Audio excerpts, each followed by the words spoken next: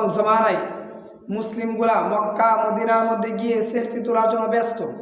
ফেসবুকে সেলফি তুলে কিভাবে পিকচার পরিবর্তন করা যায়, অথচ চরিত্র পরিবর্তনের কোনো চেষ্টা করে না।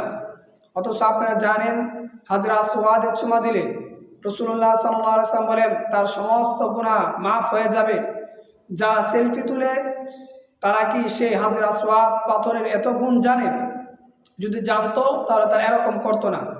যারা সেলফি তুলে তার সেলফি তুলতে থাকুক, কিন্তু আপনি যদি এটা জেনে থাকেন তাহলে আপনি ওই সুযোগে যারা সেলফি তুলে তারা তো চুমা দেওয়ার চেষ্টা করে না, আপনি গিয়ে যদি ওই সময়টার মধ্যে চেষ্টা করেন তাহলে আপনি চুমা দিতে পারবেন।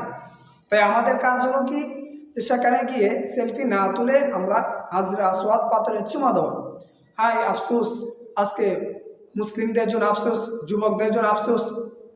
তুমি উমরা করলা, হজ করলা, একটা সেলফি তুললা, সেলফি তুললে কি তুমি জান্নাতে গ্যারান্টি? নাকি তোমার জীবনের সমস্ত গুনাহ মাফ হয়ে যাবে?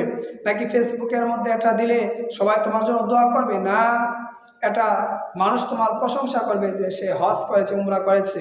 কিন্তু হাজরা আসওয়াদের মধ্যে যদি তুমি চুমা না দিতে পারো তাহলে তোমার মতো হতভাগা, তোমার মতো দুর্ভাগা আমি মনে করি আর কেহ নাই।